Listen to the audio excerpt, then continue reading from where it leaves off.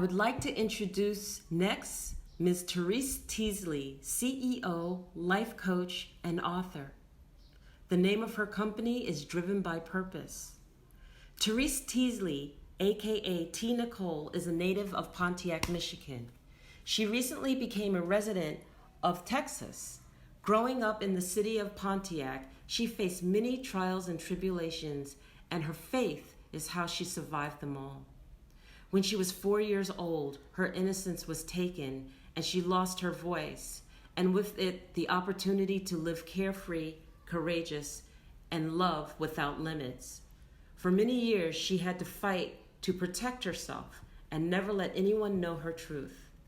After many years of suffering silently, Terese became driven by her purpose and went on a spiritual journey of recovery to heal from the past hurt and reclaim her life, and decided to advocate and fight for the voiceless globally. Terese is a best-selling author, International Coaching Federation certified, and the host of the T. Nicole Show. She believes that there is greatness inside of everyone. Her presentation is titled Unbreakable Spirit. I present to you Ms. Terese Teasley. Hello, and thank you so very much for this opportunity. So I want to talk to those that have been hurt, those that have been overlooked, those that feel like their life doesn't matter. I want to tell you that no matter where you are in your life has purpose, it has meaning, and all you have to do is continue to grow. Show up daily as yourself, because of the simple fact, no matter what we go through on our life's journey, it's like this. We go through the things so we can learn from our experiences. It's not meant to stop us in any shape or form or fashion, but it's to encourage us, inspire us to become the best version of ourselves. For me, my journey started when I was young. As you mentioned, I was 4 years old. I lost my innocence. I lost the will to be who I was created to be because I didn't know who I was supposed to be. I lived my life in fear. I was full of anxiety. I gained weight because I didn't want to be loved inappropriately, because I was touched at an early age. I witnessed abuse on so many different levels, and I didn't know that I can be this woman that I am today, but I had to go through the trials and the tribulations in order to evolve into who I am right now in this moment.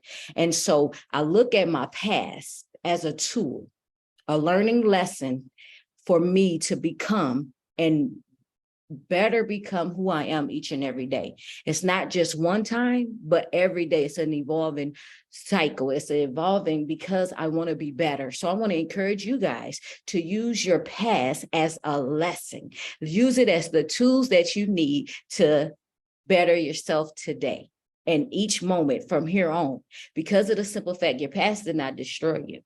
People that come into your life, they didn't destroy you. So one of the speakers had mentioned, it's like people come into your life for a reason and a season. So you look at whoever is in your life, while they are in your life, and the reason that they came, and then you take whatever it is that you need from them and you move. So for me, it took me a long time to show up bold, bravely, because again, I didn't always know who I was. It wasn't until I turned 38 years old where I decided to show up. I created an organization out of nothing. It wasn't until the day of September the 7th, when I lost my father, that I knew how strong I really was. I held my first event on September the 8th, which is my birthday. And it showed me that all the things that I experienced growing up and losing my father, that I still had strength to encourage other individuals to live their life full of purpose, to create things, to show up bold and bravely. So I want to encourage you, whoever is watching this video, whether you are a woman, whether you are a man, don't allow your past to cripple you any longer. You are amazing. You are wonderful. You can do anything that you put your mind and heart to. If there is not a table for you to sit at, create your own table. Become a speaker, become a teacher, become a lawyer, a doctor, whatever it is that your heart desires, and just evolve into the best version of yourself. I am Terese Teasley, but I go by T Nicole. And you can find me on Facebook, Instagram, and anywhere else. Thank you for this time, and just continue to heal and grow and evolve into the best version of yourself each and every day. Thank you. Oh, yay, girl, you go, girl. I love you, T. You know, I love you. I love you I too. love you, an unbreakable spirit. And yes, I absolutely love your message that no matter where you are at a certain point in your life, you can always, always become the best version of yourself. Be with you, be with your heart, give credit to yourself, and rise to the occasion, really. Our past is a lesson. It doesn't define us. Our past don't define us, really. And there you are, you show up boldly, and you did a wonderful job today, and you did a wonderful job in the past, I don't want to say, many, many years. Thank you so much for being here. I love you, and I see you, T. Thank you. Yes, to Nicole, thank you so, so much. I'd like to introduce our next speaker, Maggie Englander. Maggie Englander is a health strategist and burnout consultant helping those in burnout and ill health. Maggie is founder of Rewiring Yourself, in which she specializes in healing emotional traumas, burnout, and stress that, when embedded in our bodies, cause cardiovascular diseases such as hypertension, diabetes, heart diseases, strokes, and a variety of mental health conditions. Maggie is also supporting those who, due to high stress, developed unhealthy habits such as alcohol and smoking and obesity. In her holistic approach, she combines a variety of therapies, including hypnosis, cognitive behavioral therapy, counseling, neuro-linguistic programming, and healthy lifestyle medicine coaching. Maggie is the mom of two, lives in England, and represents G100 Global Empowerment Movement as a regional chair for Southeast of England. Her presentation, We Are In It Together. I present to you Maggie Englander. Thank you for inviting me to this amazing event. Did you know that 95% of the world's medical conditions are being based due to unhealthy lifestyles? Cardiovascular diseases such as high blood pressure, high cholesterol, diabetes, strokes, heart diseases, and even dementia are only a few out of many. Living in stress, pressures, own and other expectations, demands of societies, and desires to succeed in life, no matter what, all adds up. There's pandemic of stress all around the world. We do our best to stay afloat, to push through no matter what, to suppress or deny our unwanted feelings, living out of alignment with our bodies and minds, to just go and go and go and go, till some of us burn out. We start developing addictions to stay afloat too. Perhaps eat more, smoke, having too much alcohol, living with suppressing emotions, gambling. But then what we develop because of it? Illnesses, right? Did you know that over 600 million people are affected by mental health issues worldwide? Mental and physical health conditions are on a rise, and so is loneliness, sadly. Just depression is #1 leading cause of disability worldwide. Yeah, you heard it right. Depression is the #1 leading cause of disability around the whole world. And about 33% of us suffer from loneliness. And why does it matter? It matters because we are in it together. It may happen to any one of us at any time of our lives. Did you know that smoking 15 cigarettes a day is damaging to our physical health, as social isolation is to our emotional health? So that's right, so 15 cigarettes a day. is equivalent to social isolation. But let's start from our youth years. When we are being born, we are all bubbly, a bit chubby babies, right? As long as our basic needs are being met, we are happy. Growing up, we grow in strengths. And when we are strong, we feel like being able to move the mountains. We can do anything, or at least we believe that we can do anything we want, all at the same time. We feel like Superman, believing in happiness, success, great health, to have all at the same time, naturally. Diabetes or depression seem alien to us. Oh, it won't happen to me. I'm sure of that. We convince ourselves, believing every single day. With our mindsets of making our voices count, we make choices of whom we become.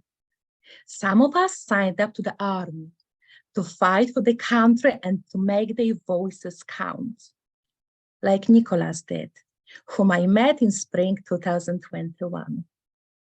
A British Army veteran in his late 30s, who after being injured in a war found himself stuck in a wheelchair for over 10 years.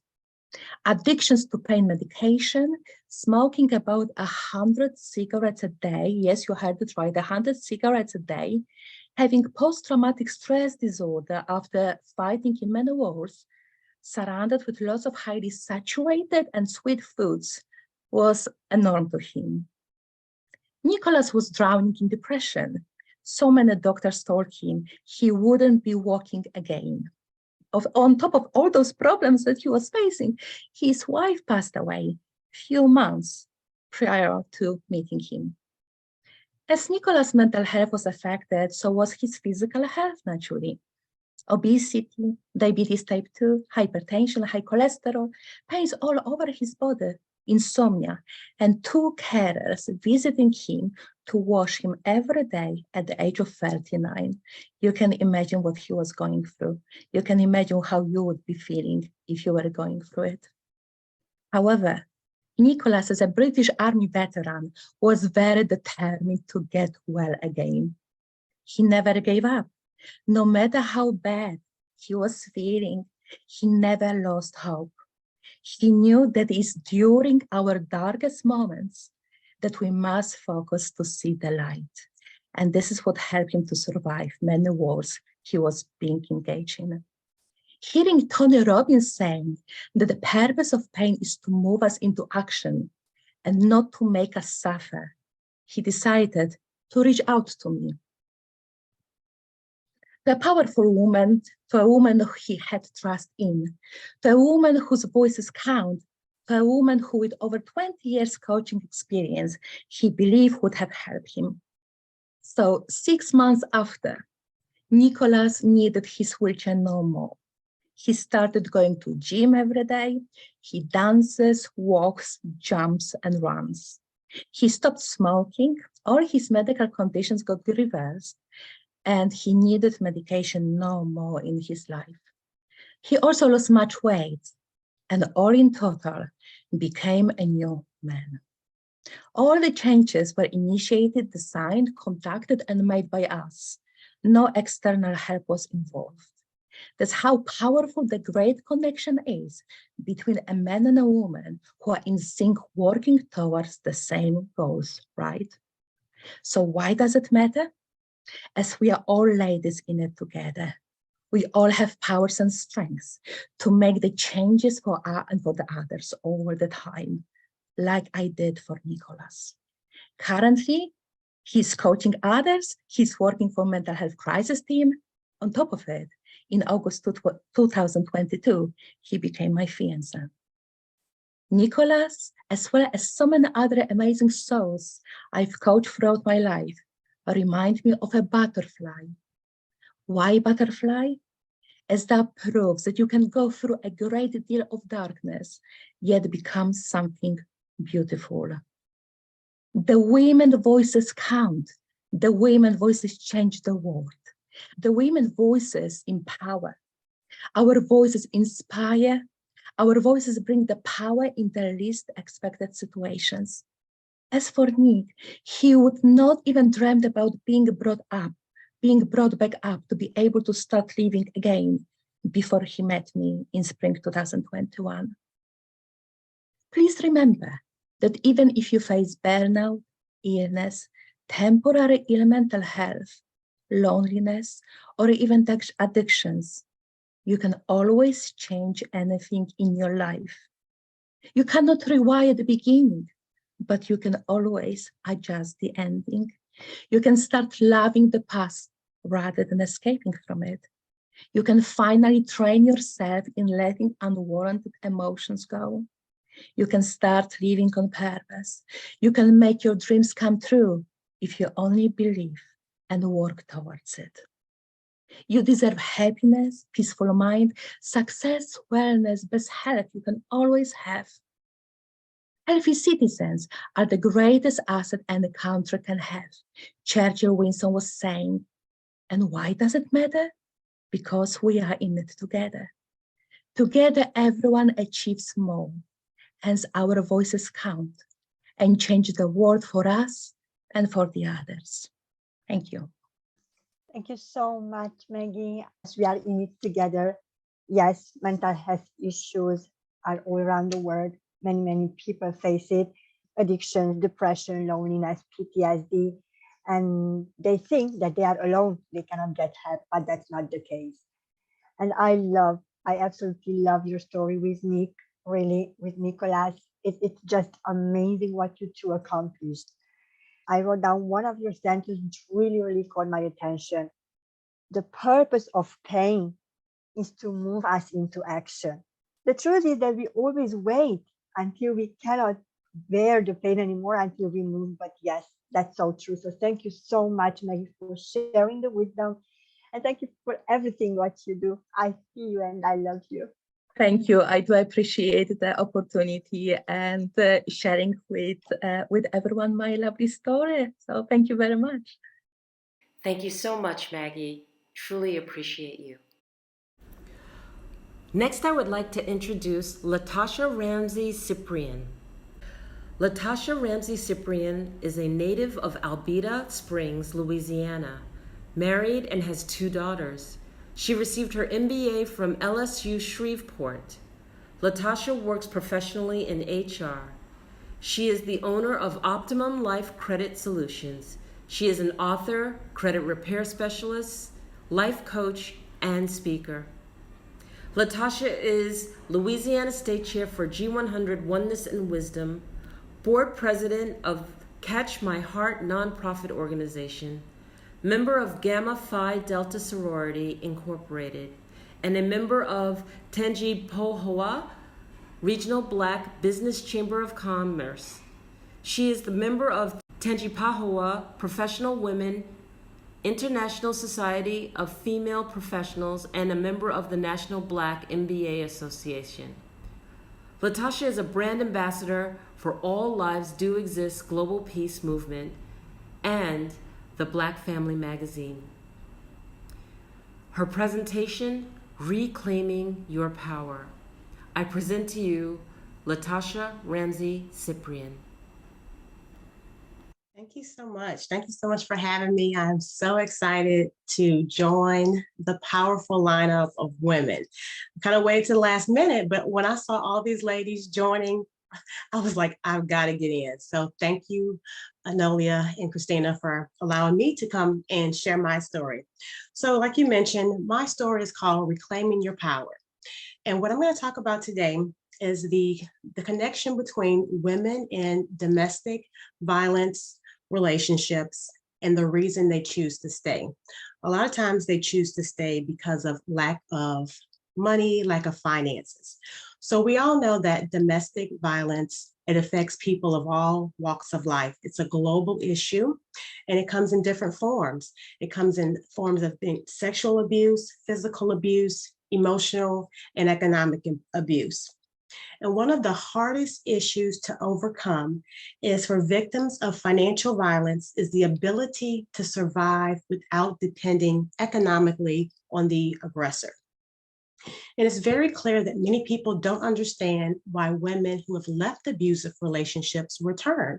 Some people have the thought, well, if they don't like it, why do they keep going back to it? But there's always an underlying issue between that.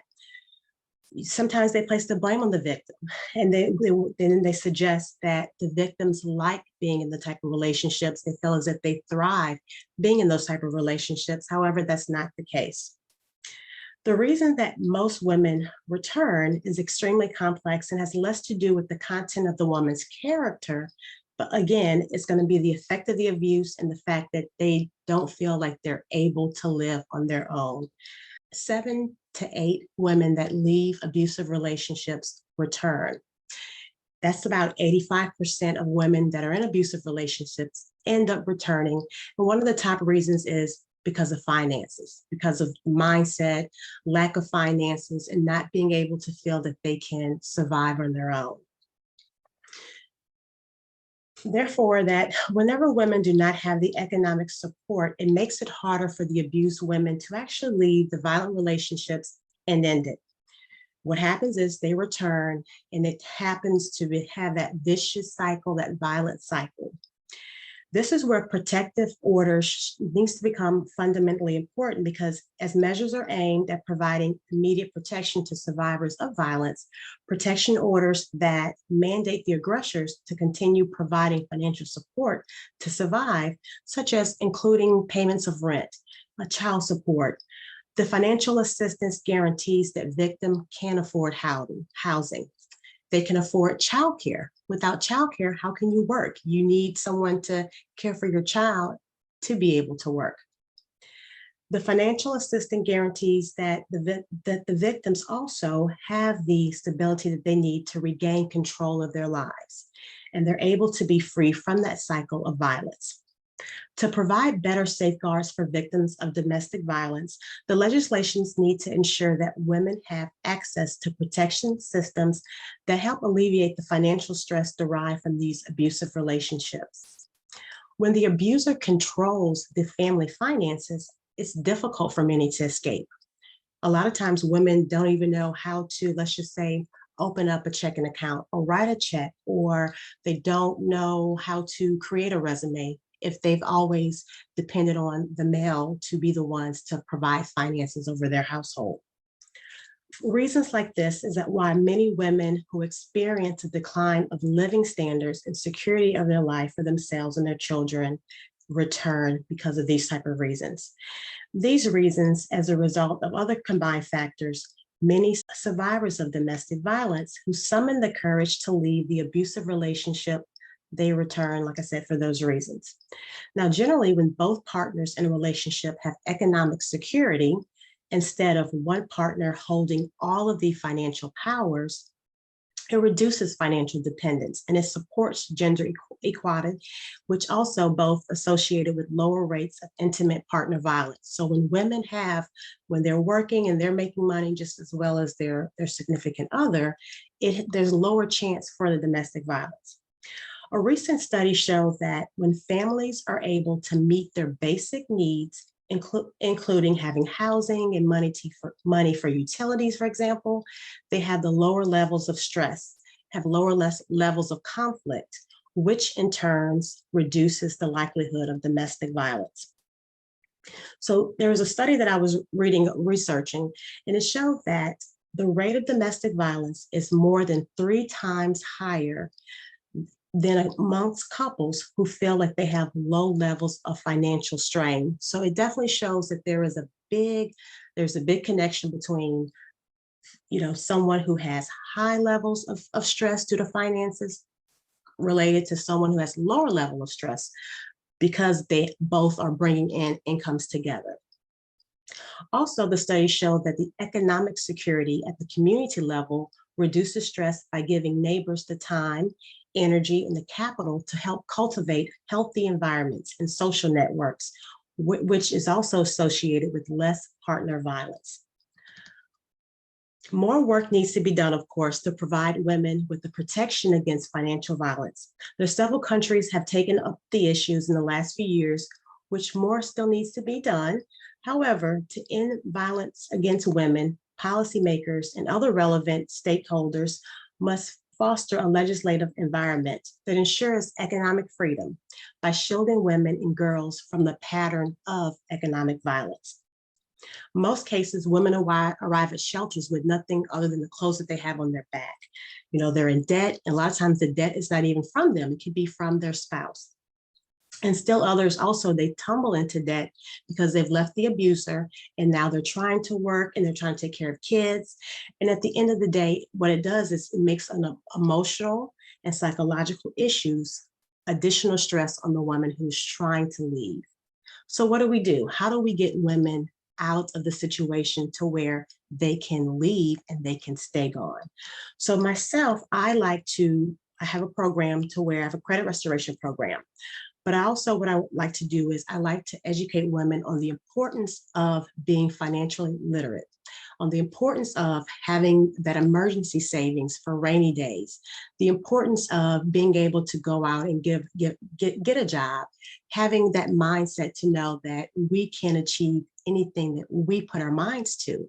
You know, it's no longer the early 1900s where we have to stay in the house and we have to be housewives. Women nowadays, we can work, we can raise children, we can run a successful business, and we can do this all and thrive. So I like to show women that with a changed mindset, anything is possible. And like I said, there's a lot that needs to be done. But whenever we take that power and put it into our hands, that helps us in a situation where we have to leave, we're able to leave. Thank you so much for listening to me. Again, I'm Latash Ramsey-Cyprian, and I just want to let everyone know that when we take control of our finances, we're able to reclaim our power. Thank you so much, Latasha. Thank you. I always love topics. I really appreciate that you've been talking today about domestic violence. It's really a very important and really hard topic. Yes, I completely agree that women, they stay in this kind of relationship because of lack of money, financial dependency, and I would say financial illiteracy. They are not aware, they don't know how to manage finances. And that's the reason why they return, because they feel that they cannot survive on their own. And also, I agree with what you said, that proper legislation needs to protect these women, because at this point, there is a lack of proper legislation. I appreciate the work, what you do. It's really important because you actually help them to grow and to become who they really are. So thank you so much, Latasha, for sharing. I love you. I see you. Thank you very much, Latash. Thank you so much. Next in our lineup is Shada Francis. Shada Francis is globally recognized for her work as an international trainer and founder of Pathways of Hope. Shada possesses multiple international accreditations. These include transformational and leadership coach, educator, mentor, public speaker, and philanthropist. Shada is internationally registered as a neurolinguistics practitioner and cognitive behavior therapist and leadership coach. Shada has worked in countries such as China, Hong Kong, Nepal, Cambodia, India, Prague, and the UK over the past 15 years. Shada's work has included empowering women and children in India, China, Cambodia, and Nepal through education and life skills training. Shada had to overcome many challenges, including an abusive marriage, being held up at gunpoint, losing her business, and hitting rock bottom. She chose to triumphantly let go of her past, to rise and redefine her life. Moving to China, embracing a new culture, language, and taking the role of a single parent, believing that anything is possible. The name of her presentation is Letting Go. I present to you Shada Francis. Thank you. Thank you so much for having me here. It's such a powerful platform. Just listening to everybody here. I think every speaker resonated with me so much. And as Ms. Ramsey was just talking now, and that, everything that you said resonated with me, because I came out of something like that years ago. So thank you for bringing that again, and then Melvina spoke about something there as well. And all of you, And just thank you so much. And so today I'm just going to present mine, the power of letting go. You know, now, the first thing I'm just going to ask, we all have, especially at this time of the year, everybody's setting new goals, new resolutions, and it just goes on and on. And sometimes, and researchers have shown between 60 to 80% of resolutions and goals that are made, people don't achieve that, right? And as a coach, and some of you probably know as well, even for myself, why don't we achieve it? Most times we need to ask the questions to ourselves, right? Number one, the question one of the speakers brought out, who am I? Who am I? When we really ask ourselves that question, it's just a 3-word, but it's so powerful. The next one is, what has my life been up until this point? What has my life been like? What is it? Right? The third one, and the second one, what would I truly love my life to be like? 5 months from now, 6 months from now, the short goals. And then a year from now, 2 years from now, what would it be like? What would I love to be like? And then I have the other one says, what am I holding on to now that is not serving me anymore? What is that? Is it people, a relationship, a marriage, a job, anger, frustration? It can be many things. It can be childhood traumas that I'm still holding on to. And some of us have deep anger that keeps triggering us. What are these things that we're still holding on to, right? For each one of us, it could be something different. Some more than the others, right? It can be different things for each one of us. But the question here today is to ask ourselves, what am I holding on to? And if I let go of this, what would my life be like? What are the consequences of holding on to this? What are the consequences? If I let go of this, what can I get? What would it be? Ask the question again, asking yourself again, if I let go, what will I get? What will I achieve if I let go? Number one, letting go of your past creates space for new things. When we let go of the past, we get new things coming in, right? We meet new people, new jobs, new relationships. You make space for that. We become stronger. Letting go of the past as well, the old habits, the old struggles, and we meet new people to help us on this journey. We also experience a sense of freedom when we let go. The other thing I'd also like to say, when we let go, and when we're asking the question, who am I? For me, years ago, and I asked myself, who am I? Where am I in my life, with my children, with the marriage? Where am I in this? I was just like playing a game or in a drama or a movie, just playing for everybody else, showing up for my children, showing up for my ex-husband, showing up with my work. But inside, I was dying. I was in this place where I was almost finished. At that stage was when I really asked myself, what do I have to do with myself? I was at the breaking point. So for me, I'm going to share my journey with you today. The letting go for me was very, very difficult. I had to leave a very comfortable home.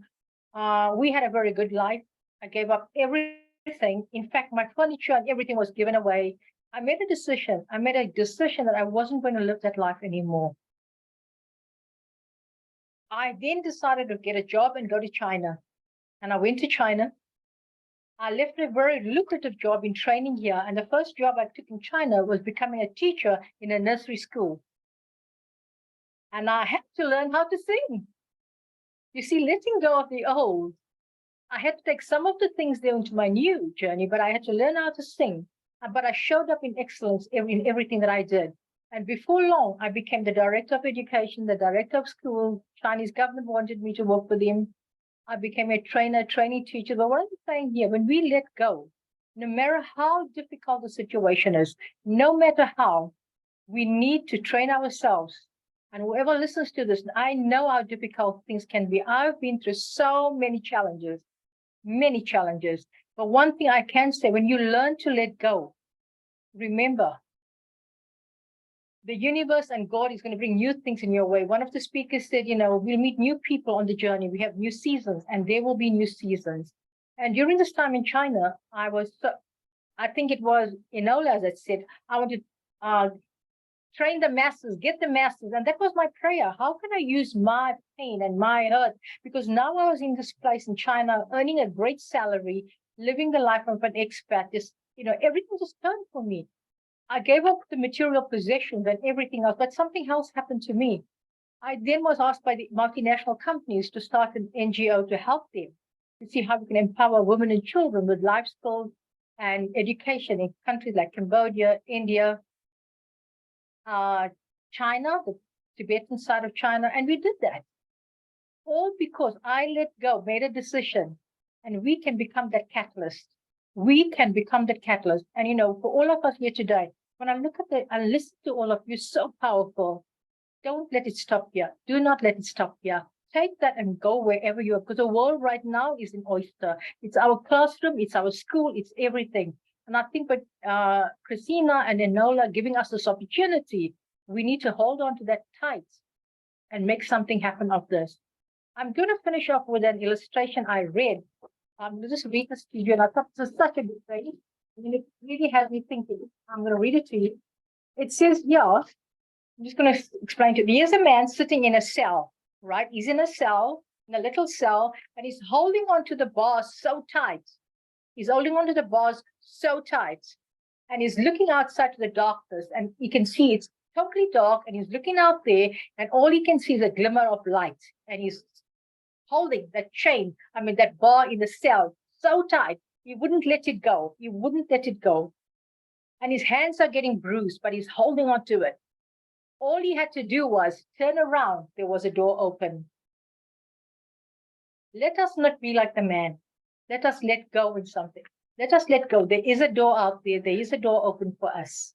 And remember, when we let go, there are people that will come to us. And the universe and God will send the right people to walk with you on the journey.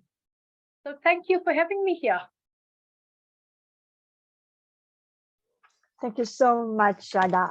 I love your topic of letting go. You actually let go, and you traveled all around the world, and you are doing all these amazing things. And yes, I do agree with you that you said right at the beginning that 60% of the goals, of the resolutions, they are not accomplished. These are not made on New Year's Eve. We just have to promise ourselves and keep the promise to ourselves. That's the most important thing. It doesn't matter the day of the year for me. I'm seeing that you're talking a lot about who am I, and I think this is one of the most important questions, to get to know who you are and what am I holding on to. Does it serve me or doesn't serve me anymore? I think just let it go and become a better version of yourself. Thank you so much. Thank you. Thank you for sharing, Shada. I love you and I see you. Introduce Sarah Chave. Sarah has been a professional healthcare practitioner for nearly 20 years, working mostly with a Chinese medicine-based system called Aconnect. Over the past few years, Sarah has felt called to be part of the birthing of the new earth. And to that end, she and her family are currently in the process of going off the grid, exploring new and also very old ways of being and cultivating a right relationship to nature, the environment, and the spirit. On a very practical level, Sarah is learning how to set herself up sustainably on her own land. But on a deeper level, she is supporting others to make the shifts that are necessary to cultivate a community where everybody is connected, growing and nourishing one another. Indeed, Sarah, she's passionate about supporting individuals and groups through our current times and leading the way to a better future for us all. Sarah has been honored with the role of Global Wellness Ambassador at the Wellness Summit 2022 and is excited to continue her work in the community and across the globe to create the new Earth. She is the host of the bi-weekly New Earth podcast and has been instrumental in the development of the People's Health Alliance in Portugal. Her presentation today is called Power to the People. I would love to warmly welcome Sarah Chave to our platform. Welcome, Sarah. Thank you for that beautiful introduction and greetings from Portugal. Self and health empowerment are core values for me, so I'm delighted to be able to share my story with you today. When I was in my mid-20s, my life took a dramatic turn as I dramatically and suddenly lost my fiance and my baby. I stood on the beach with my fiance the day we went to celebrate the completion of my master's and witnessed him being caught in a rip and losing him. And I felt such deep grief that I felt myself withdrawing from life. I felt myself losing hope, and at times I lost the will to live. So I went on a spiritual quest, to really discover what could help me. And in that process, I really found my deep connection with Source, with the divine. And through that process, I found my inner strength. And as I developed, I was able to support others as a practitioner of energy medicine. But a part of me, I realized, was still hiding. I'd been a very shy person as a child, and a part of me was not able to fully be out there and express myself. And then I had a call from my mentor and friend, Dr. Kaimi Pilipovic, who is the co-founder of the therapy that I work with at Connect. And he encouraged me to be an instructor in the therapy that I work with. And at the time, I kind of couldn't imagine myself standing in front of other people and instructing. But I believed in him, I had faith in him. So I signed myself up and went through the program. And the first class that I held, I only had 4 people in the class, but I was just so completely nervous that I was up all night. I couldn't sleep. And I forgot to turn off the Facebook notifications on the projector, and all of my messages and everything were flashing. I couldn't work out why everyone was like laughing in my class. So, this was a really powerful journey for me where I found my voice, and it was a small step, just 4 people, talking to 4 people, but it was the first step. And I had another recent experience where, because we all have moments where we can feel powerless, even, when we're on this journey of empowerment, we all have moments when we can lose that stride. And I had another situation recently when I'd signed up for this conference, and then we had a huge problem with our house. And it's taken, everything of my kind of waking moment to be dealing with that. And I actually messaged Enolia and said, I'm really sorry, but I don't think I can do this conference. And what was so beautiful was that Enolia just held the space for me. And a couple of days ago, invited me to step up. And I tuned in and I thought, you know what, I can do this. So through this journey of stepping up and also being held up by others, by other people that believe in me, or, that we all inspire and hold each other up. And this is what we do for each other as sisters, as brothers and sisters. And, this was really, I feel such immense gratitude for the people that have done that in my life, for Nolia in this instance, for just holding that space for me. And, slowly, it's still a journey for me, but slowly I'm starting to find my voice increasingly. And if I can do that, anybody can do it, because I was such a shy person. So what I wanted to talk with you about is this idea of, firstly, empowered women empowering women, and how we can really embrace the shift in paradigm that we're going through as a collective at the moment, because we've been in a paradigm, the old paradigm that we were all brought up was that of competition, and we've really outgrown that now. We're really moving into the era of collaboration, where we all work together to support each other, to encourage each other, to lift each other up. And we're also moving from, this idea of sort of hierarchical structures where only the people at the top have center stage, only the people at the top get the voice, get the platform to speak. And we're moving much more into the possibility where everyone has a voice, everyone has a contribution. There's no contribution too small. We've all got our own ways of saying things and our own ways of delivering things that's just so incredibly powerful. So we're moving into a time of much more equality, and together we can come as a community and really encourage each other to make our voices heard and to be there for each other to enable that. So there's some wonderful grassroots initiatives that are starting up that are very much in line with this vision of collaboration, community, and working together. They're very much people-led initiatives where it's really bringing that power to the people, created by the people for the people. And one such initiative is the People's Health Alliance, which if you haven't heard of, I'd really recommend you having a look at it. And it's really basically working together to create an alternative healthcare system, both alternative and allopathic practitioners coming together to really support each other, to find a new way, to take self-responsibility for our own healthcare, and to really work in health empowerment.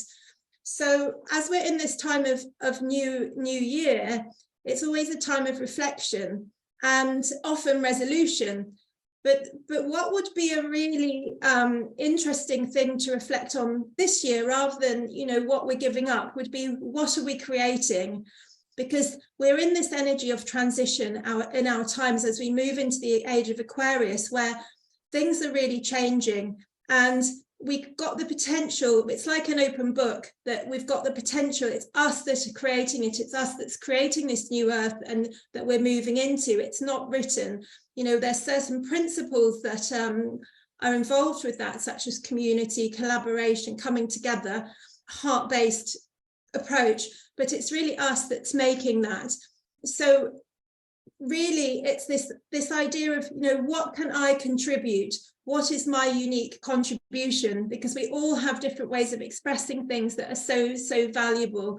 And it's really about us taking authorship of our own life and to stop being dictated to say, hey, this is what I want to contribute, this is what I want to do. Because when we find empowerment in ourselves and we embody that, then that it's like Enolu's been talking about, the ripple effect. It moves outwards and it encourages other people to do the same. So if I can do that, if I can step into and find my own voice, having lost it completely with the journey that I've been on, you can do it. So I encourage you to find your inner voice, find the inner voice that says, I can, and to get out there and to contribute what you've come here to do at this time. Thank you so much for listening. Thank you so much, Sarah. I love the passion, what you shared. Yes, find your inner voice and share it with others. I believe that all of us here, we've been on this spiritual quest, yes, and sometimes we feel that we are still lost, but there is always someone who holds the space for us. We just have to have the courage to reach out and to express, give it a voice, really, because, at the end of the day, our voice counts. So just find that voice and make it really heard. I loved what you said about empowered woman, empowering woman. That's brilliant. That's amazing and really, really, really powerful. And I also loved the power to the people, and that you work, the People's Health Alliance we've been talking about, which gives alternative healthcare system. I absolutely love the idea. So thank you very much, Sarah, for sharing. Thank you. I love you and I see you. Thank you. Yes, thank you so much, Sarah. That was true.